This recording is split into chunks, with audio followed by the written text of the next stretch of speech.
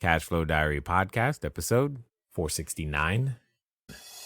Welcome to yet another exciting episode of the CashFlow Diary Podcast, the podcast that teaches you insider tips, tactics, and strategies for creating leverage streams of cash flow into your life. Learn from top-performing entrepreneurs, business owners, investors, and thought leaders from across the globe as they share their secrets to success.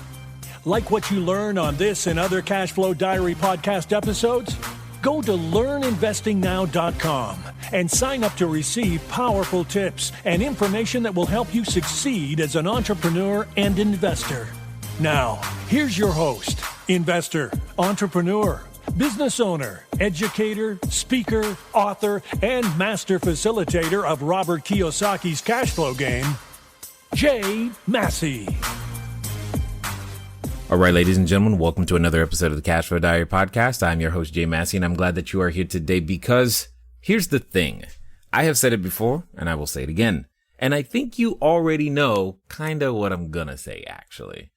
You and I will never, keywords, never out-earn our personal growth, period.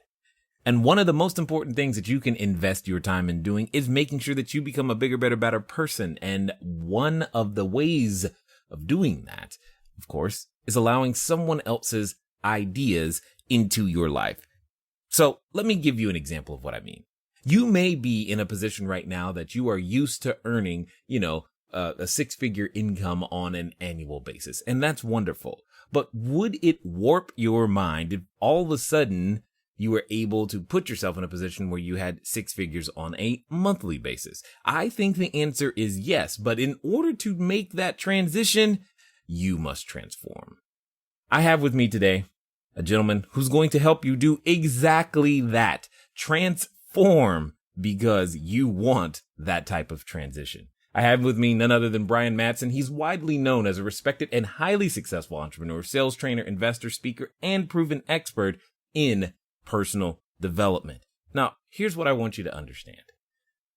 Brian, he started out as a guy just like you and I.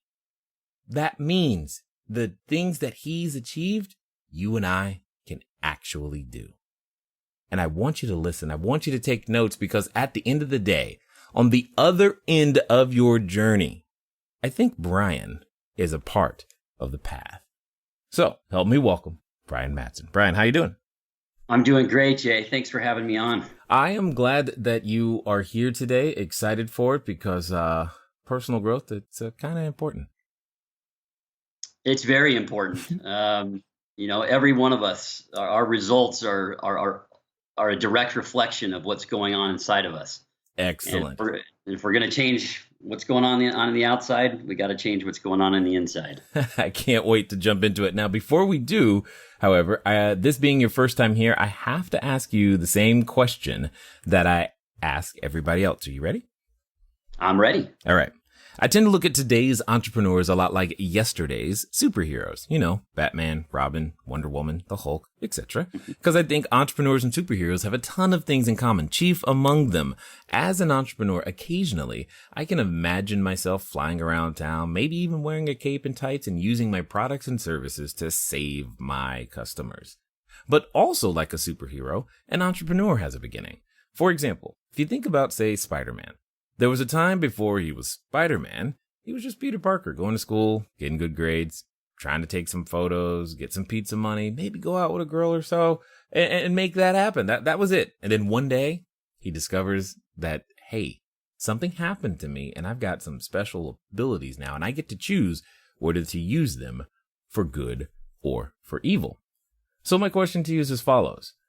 Before your career in the financial industry for 20 years, before helping individuals become bigger, better, badder versions of themselves. I mean, you spent 14 years as a regional vice president with ING and Voya Financial. That's a Fortune 500 company. You received number of awards and amassed over $1 billion in sales.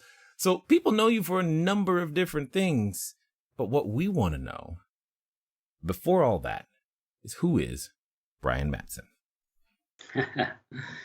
Well, Jay, I'm just a normal guy. I I grew up here in Orange County. Uh, my parents, That's Orange County, California, that's Orange County, California. not to be confused with New York or Florida. That's correct. Got it. Different coast. Yep. I grew up with divorced parents. My mom was a school teacher, um, and I was just a normal kid. Loved sports. Um, was pretty good in school, in elementary school, but then as time went on, school really wasn't my forte. I would say. So love sports, love being social, but school was definitely not my cup of tea, I guess you would say. Totally understood. What I'm Yep. curious, what sport? My main focus was basketball, and I was fortunate enough to continue on and play in college. And I've coached now for 25 years, so the game of basketball has been a big part of my life. Wow. Okay. There it is. Basketball coach. Got it. Now, you said something a second ago that I think a lot of the people can relate to, or at least to some degree. You said school was not your forte. How did you discover that, and what exactly do you mean? Well, I just honestly, it was really hard for me. School, when I got into junior high is when it started. Junior high and high school, I struggled when it came to academics. I was a smart kid, but it was tough for me. I enjoyed doing other things more, and it was hard for me to really focus on academics. And because of that, I always kind of felt that there'd be some issues there with in my future, money in particular. What do you mean exactly? Well, you'd always been taught that to be very successful, and I certainly wanted to be, that you had to do really, really well in school. And I knew that I wasn't really, really good in school. So that there was some issues there. I get some what I would call a paradigm around how much success I could have as an adult professionally because of that. Well, I think that's interesting. So you're saying you believed at one point that because of this, there was this causal event, or i.e. I'm not good at school, therefore something other than something other than something really good is going to happen to me as an adult. Is that correct? Yeah, no question. Or ever being able to earn the kind of money that I'd like to earn. The people that I saw that I admired that did well financially. Yeah, I wondered, can I still do what they're doing if I'm not a straight A student? Interesting. I like it. Okay. So take us on this journey, because the person who's thinking those thoughts is clearly not the guy in front of me today. So how did we make that transition? Because I can imagine that there's a number of people who feel that way. I mean, I know for myself, I dropped out of college. High school was okay. I was just ultimately bored and didn't really want to be there. But at the same time, the world can present this itself in such a way that if you don't do these 12 checkmark things in this prescribed order, then we have nothing for you. But yet you've managed to carve a completely different path. So tell us about that. Yeah, no question. So thankfully I did have sports, because sports gave me a tremendous amount of confidence. I was very good at sports, and again, in particular in basketball. So that really gave me a lot of confidence that I probably wouldn't have had if I didn't have sports. So I knew that it taught me a lot, that I could work hard, that I could focus, I could have goals there and be successful. So that gave me a lot of confidence. And then right out of high school, I volunteered to go on a 2-year mission for my church in Puerto Rico. So I left home, went to a foreign place that hold on. where I didn't know anybody. You said volunteer to go to Puerto Rico. That sounds like a vacation right now. Well, let me tell you, it was no vacation. Okay. We believe you. I'm just saying, if you said like volunteer to, go to Antarctica or something, they'd be like, oh yeah, I don't want to do that. But there's probably a lot of people who are like, that couldn't have been that hard, Brian. Come on, really? It was very hard. It was the most difficult thing I had ever done in my life. And it turned out to be the foundation for my future success and for everything that has happened to me in my adult life. But it was a very difficult experience. I didn't know Spanish at all when I arrived. Oh yeah, this is great. So I was forced to, from day one, to go up to people that I didn't even know and introduce myself and strike up a conversation. And again, this was in a foreign language. So I had to adapt really quickly. And if you've been to Puerto Rico, for those of you that do speak Spanish, and if you know Puerto Ricans, they speak faster than anybody that speaks the Spanish language. I had the little Spanish that I did know. I was like, that didn't help me at all, because when I first heard them speak, I was like, is this even Spanish? That's so awesome. They spoke so fast. It was incredible. But yeah, I was forced to talk to people every day in a foreign language, and I really had to hit that, what I call a terror barrier, and push through it and force myself to overcome these fears of speaking with people. And it got easier, as time went on, but it was very difficult in the beginning. Interesting. Got it. Okay. Now you said something that I think is pivotal for everybody to understand, in that you said this laid the foundation. How so? Well, first of all, we were on a very tight schedule. So we woke up every morning at 6:30. We would study for a couple of hours, both individually and with my companions. So throughout the 2 years, I was always assigned another missionary that was with me. So we would study together, and then we'd study on our own before we went out, and worked all day long. And we worked all day long, from, 9 o'clock in the morning until sometimes, often 10 o'clock at night. And we were out, physically, walking or riding our bikes, knocking on doors, talking to people, throughout the cities that we were in. It was extremely hard work and very hot weather, by the way, very humid. And,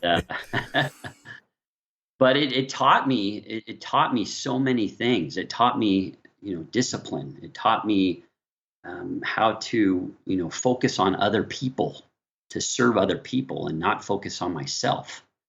It taught me the importance of studying.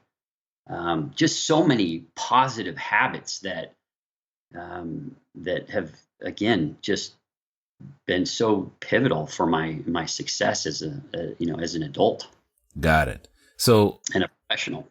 So yeah, which is what I was going to say. So how do we go from there to the version of Brian that we know today, that's been able to help entrepreneurs become bigger, better, badder versions of themselves?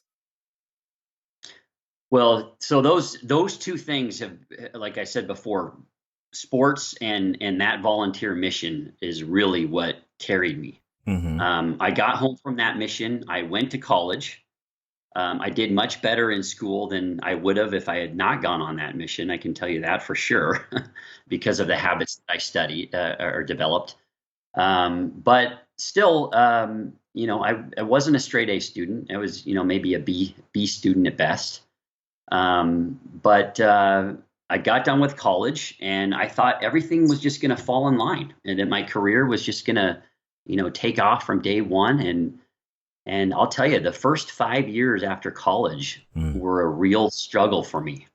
And I went through 4 different jobs in that 5 years. And I met some real obstacles. I can tell you that.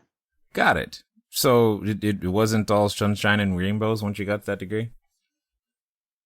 Not at all. Not at all. I said that because I know there's a number of people who are like, yeah, that's exactly what happened to me.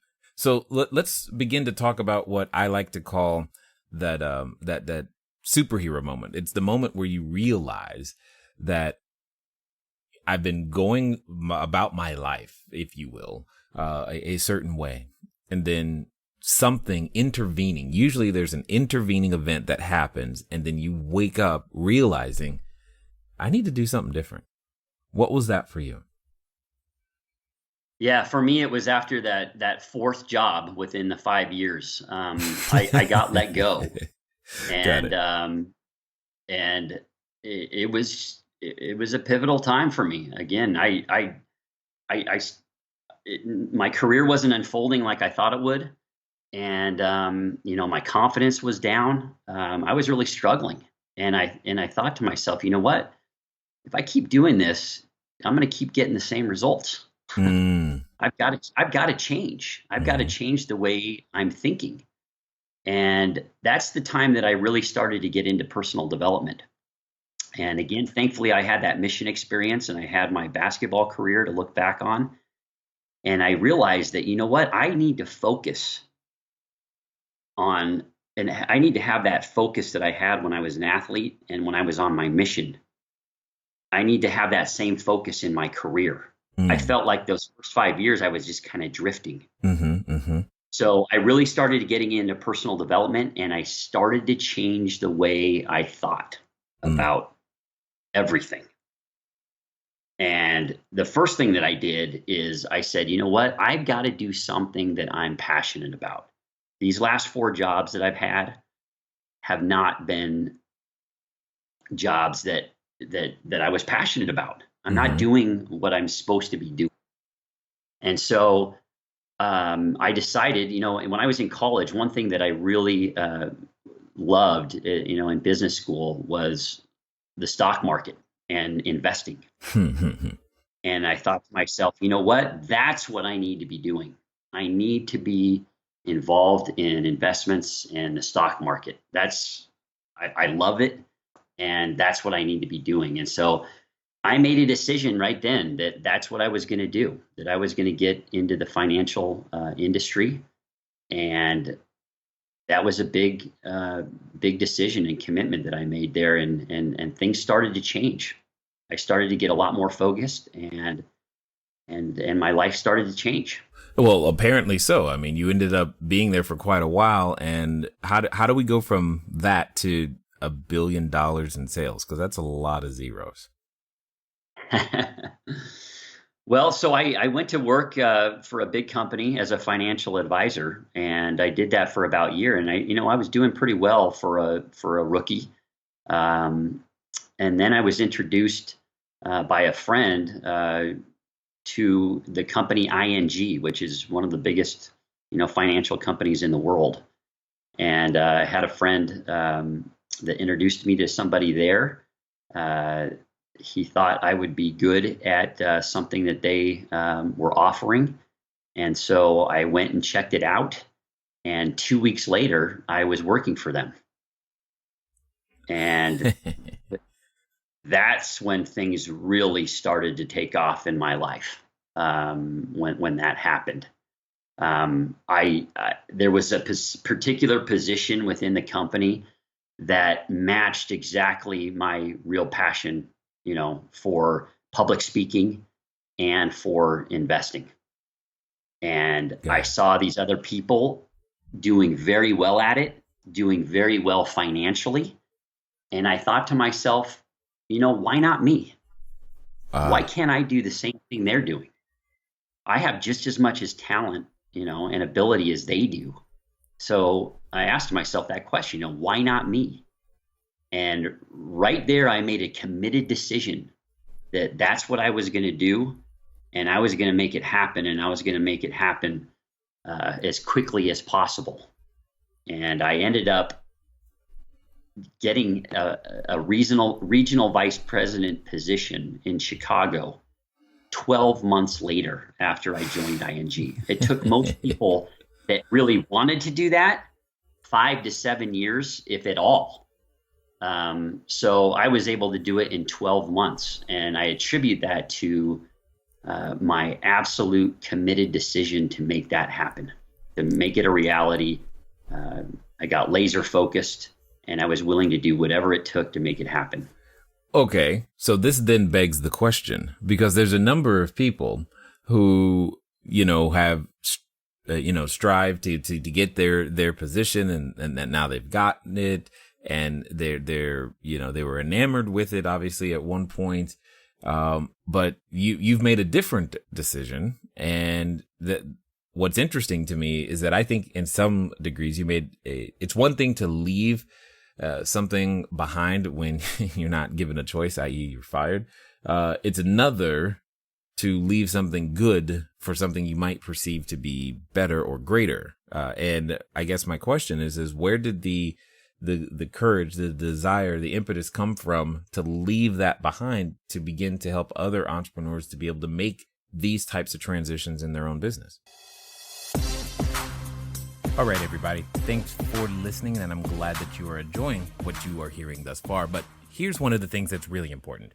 One of the most important things that you can do is get started. One of the things that I've said before, and I say again, once you get started, stay started. But more importantly, there can be lots of roadblocks to getting started. So what we're going to do is we're going to remove one of those roadblocks for you and make it a little bit easier. Because the thing that I don't want to stop you is thinking, do I need a local number? How about a long distance number? Or should it be 800? How on earth am I going to make that happen so that people can contact me as I'm out there building my business, making my cash flow grow?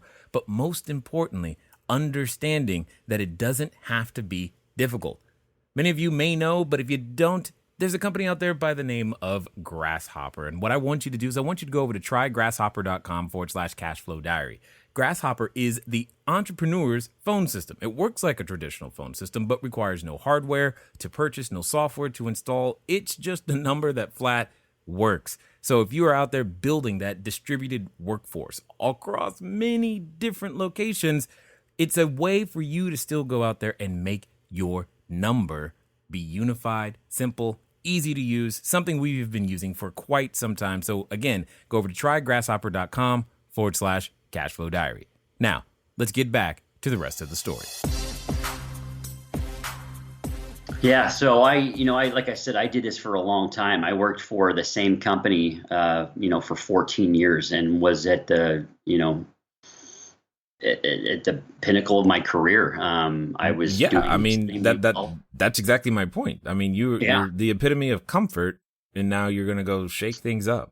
I had the whole golden handcuffs. I had everything. I mean, there was no reason, sensibly for me to leave, but I knew that for me, it was the right thing to do. I really felt like my true calling, at that time was to help individuals and businesses recognize and realize their true potential.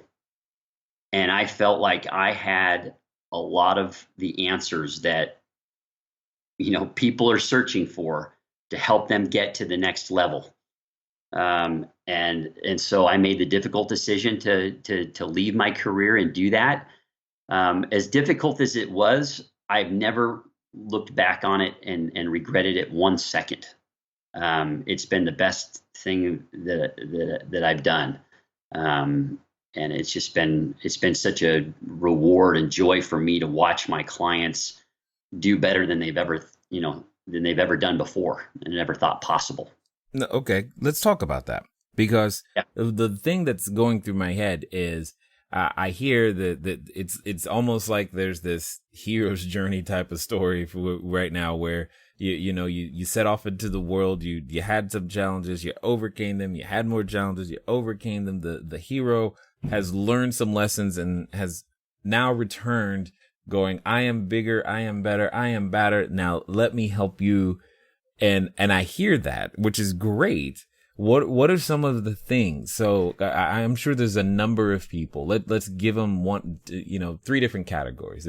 There's an entrepreneur listening who maybe they're just getting started, but they're having trouble doing what you did, leaving that comfort behind. There's that person. And then there's the person who's already started, and maybe their business is, kind of going, but there's only so many times where they can only do 300,000 a year or 400,000 a year. And they're like, man, I should be able to produce more.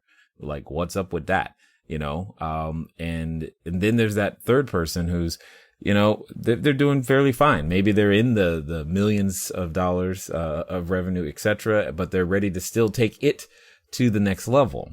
What would you say has been common amongst your clients in terms of the most common things that are in our way? That's a great question. Fear is number one, right? Fear is the number one cause of failure. So that is always going to be a struggle. And by the way, that's never going to go away. If you want to grow, if you want to expand as a person, as a business, there's always going to be fear. And you have to learn how to bust through what I call the terror barrier, and get to the other side. And most people don't ever get to the other side. They let fear control them. So that is something that I help my clients understand and get over, is fear, number one. Another thing is that most people, even successful people, a lot of times they're not real clear about exactly what it is they want. They're not going after the right type of goals. And that's one of the things that I've helped my clients with more than anything, is get real clear, maybe for the first time in their lives, on exactly what it is they want. There's three types of goals, A, B, and C type goals. Okay. An A type goal is something that you already know how to do. So if you're setting that type of goal, there's no growth involved in that at all. You're not going to grow. It's already something that you know how to do. But unfortunately, a lot of people set those type of goals. Then there's B type goals. And these are the type of goals that people think they can do. Well, if I do this and this and this, and this falls into place, then I can grow my business by 10 or 15% this year. Well, the problem again with that is that, yeah, you might be stretching yourself just a little bit, but there's no inspiration in that. You're that goal is gonna fall off real quickly. So those A and B type goals, there's no inspiration. There's no passion involved in that. The type of goals that every one of us need to be going after are C type goals. And C type goals are the type of goals that there are wants. It's what we really, really want, but we have no idea how we're going to get there. Okay. I think some of us live in C-type goals, but yeah, absolutely.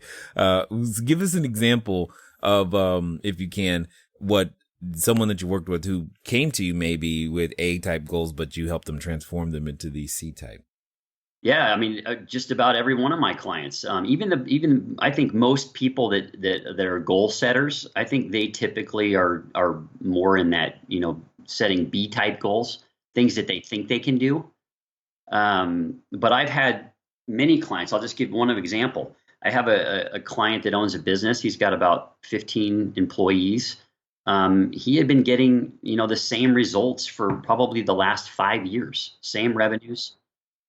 Doing well, but not anywhere close to where he wanted to be. And so I helped him, develop a C-type goal, and it's just been amazing. In a matter of 3 or 4 months, Jay, his business started to just absolutely explode. He's passionate. He's energetic every day. He's excited to get out of bed.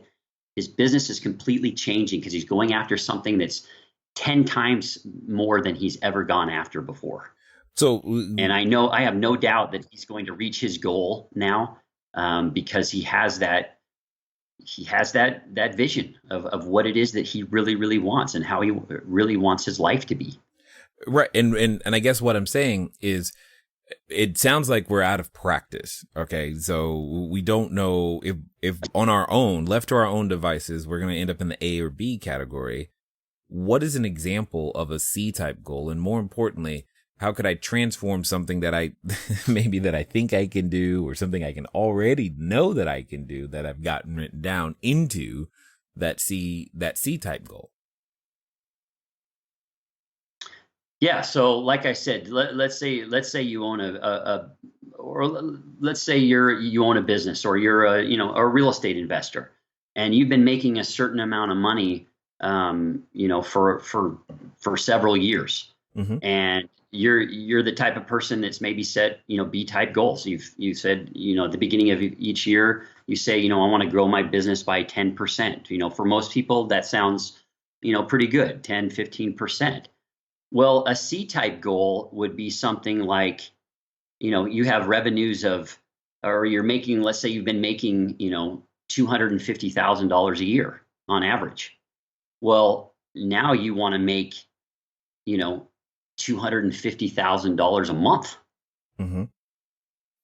That's a C type goal. You Perfect. don't know how, that's what you really want deep down inside, but you have no idea how you're going to get there. Got it. So that's the first step, is setting the goal. But then we got to talk about, paradigms, because paradigms, really dictate everything that we do. And if you don't have the right, mindset, you're not going to be able to get there. So, well, okay. So let's talk about that for a second. Because the idea, of whatever you earn on an annual basis becoming monthly income, that's a real thing for a lot of individuals, either coming into the real estate space, and definitely for individuals coming into the short-term rental space. But you mentioned this paradigm. How do you define those? And more importantly, if that's the key, how do we shift them so that it becomes our new normal, so to speak? Absolutely. So a paradigm really is a multitude of habits that are stored in your subconscious mind. Fixed ideas that are stored in our subconscious are habits. Another really good definition of a paradigm that I like is a paradigm is a mental program that has almost exclusive control over our habitual behavior. And guess what? Almost all of our behavior is habitual. Yeah. So that's what a paradigm is. We all have a paradigm. Every company has a paradigm. They might call it company culture.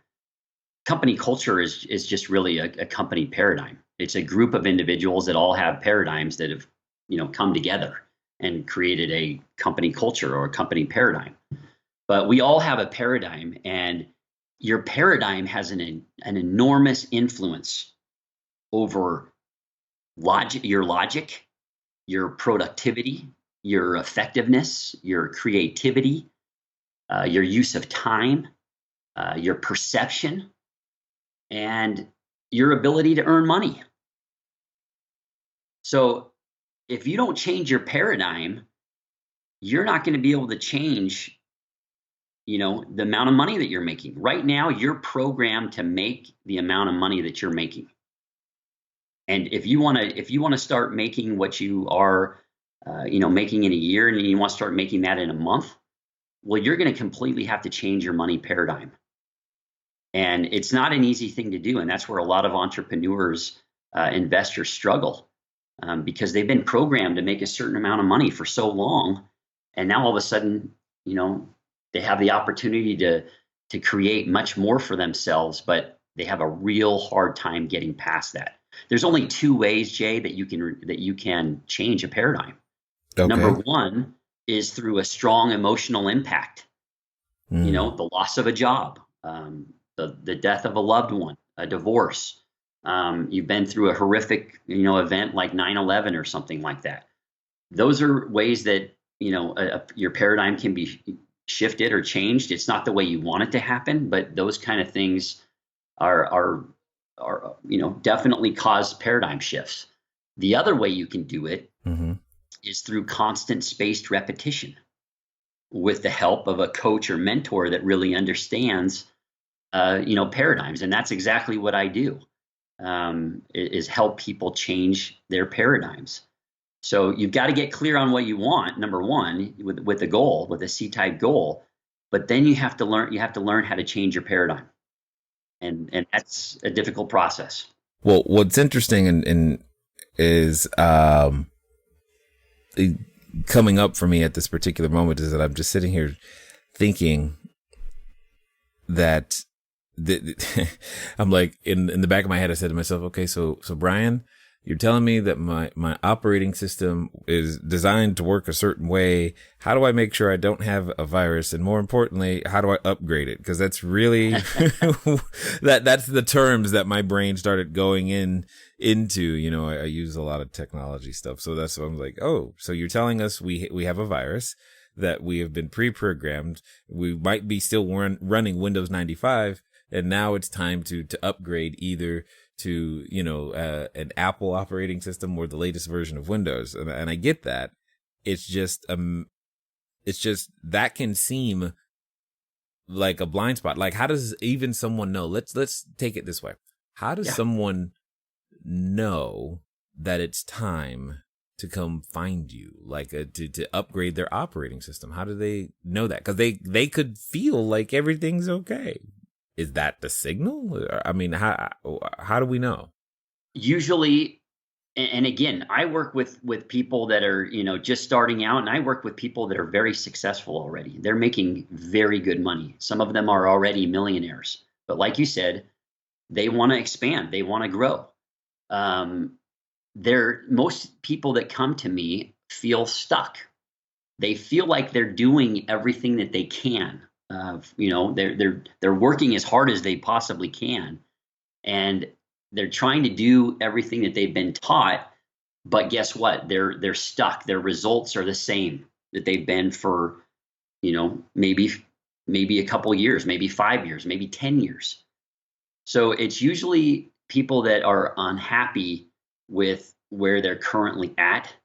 And they know that they can't do the same thing over and over because they already know what that equates to. They know they need to do something different. And if they don't, they know they're going to get the same results. They're going to make the same amount of money that they've been making. They're not going to get to that next level. And it's important to note too, Jay, that your paradigm has been developed from, number one, it's genetic. A lot of the habits that you and I have been passed along from generation to generation. We look like our relatives because of genetics, right? Right. We have the same mannerisms, but we also have a lot of the same habits. So that's number one. And then the second part is, and more important, is your environmental conditioning. It's how you were raised. It's how how you grew up. You were taught certain things, and you've been carrying around habits that have been, possibly in your family for generations, but certainly for a good portion of your own life. And again, they're not easy to change, but once you understand how to do it, you can make a quantum leap in any area of your life, not just your business, but in any area, once you understand how to change a paradigm. And but I think one of the paramount things as I'm listening to you going, that stuff, that paradigm that we have, it didn't get there, quote unquote, overnight. I'm going to take an assumption and say it's not going to go away overnight either. Yes, but it can go, you're exactly right. What you need to do is you need to rewire your subconscious mind. And that's what I help my clients understand. I mean, what I teach is not taught in business school. It's not taught in any formal education environment. I teach my clients how their minds work, what the difference is between their conscious and subconscious, and how that leads to their behavior and ultimately to their results. And so 95% or more of what we do is based on what's going on in our subconscious mind. And most people don't know that. Everything that you've learned in school and even the training that you get, that is all stored in your conscious mind. But you can know and have a lot of information, but your results don't change. Why? Because it's the subconscious mind which dictates your behavior, your actions, and ultimately your results. And until you change what's going on in the subconscious, you can have all the knowledge in the world, but it's not going to help you. And that's where a lot of people get frustrated because, even the people that have done well in school, for example, that doesn't always equate to financial success. And they think, well, I did great in school, so why am I not having financial Right. I was success? Awesome there. I should be awesome Yeah. here. Yeah. Totally. You have a lot of knowledge, and that's great. That's all stored. But guess what? It's not about what you know. It's about what you do. And if you look at any successful person in any industry, it's what they do. It's not as much what they know. It's what they're doing different that makes them successful. And that's the exciting part. So for people that, didn't do well in school, or they didn't like school, that's okay. You can be extremely successful in spite of that. In fact, the people that I know that are most successful, most of them don't have college educations. They're worth hundreds of millions of dollars. It's because of what they do, not because of what they know. Completely understood. So for those that have listened this far, those that are vibing with what it is that you're sharing and want to find out more, what's going to be the best way for them to track you down and do exactly that? The best way is to go to my website, which is brianmatsen.com, BrianMatsen. There's a lot of great information on the site about what I do and how I help both individuals and businesses. On every page, there's a link to a free consultation for an hour with me.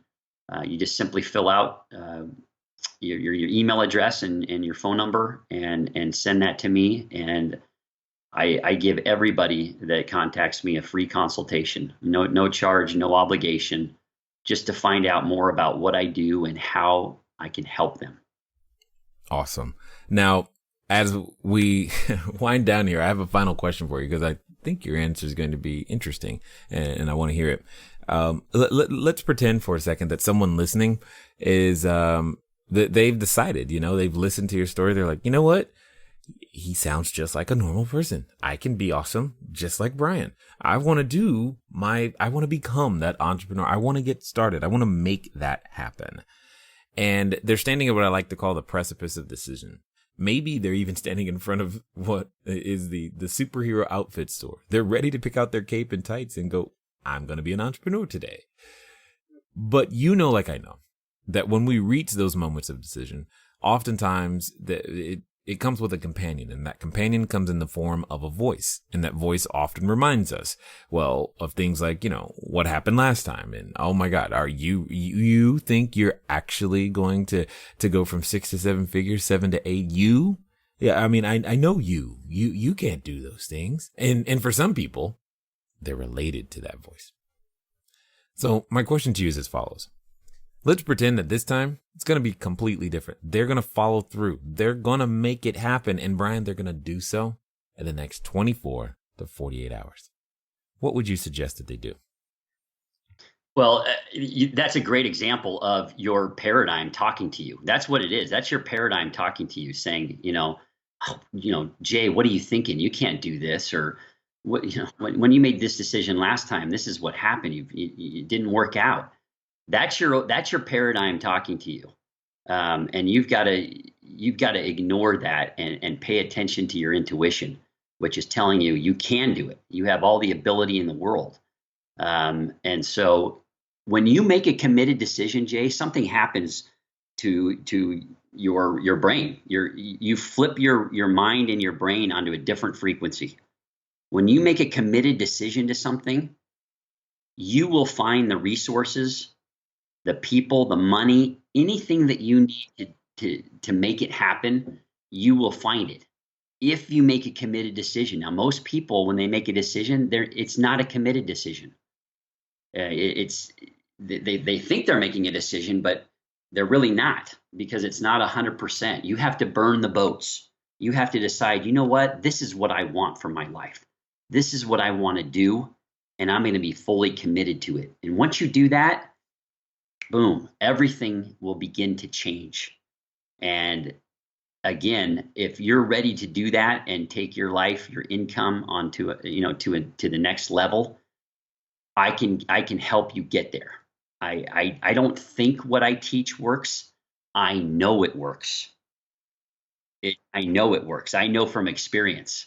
And every single one of my clients that is implementing what I'm telling them to do are doing better than they ever have before.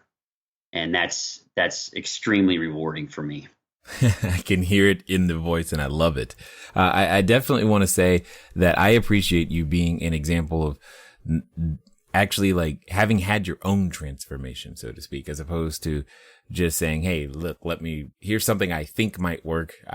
In here, you can have it. This is more, I've been through this process, and now I've helped other people through this process. I've been helping people. And if you want the same thing, that's exactly why I exist. And I definitely want to say that I appreciate you taking the time to share your knowledge, your insight, as well as your wisdom here with us today at the Cashflow Diary. Jay, thanks so much. It's been a real privilege and honor. Thank you. All right, ladies and gentlemen, you know what time it is. It's time for you to move at the speed of instruction. What does that mean? That means get over to brianmatsen.com. BrianMatsen.com. Why? Because the consultation was free. Hello. What does that mean?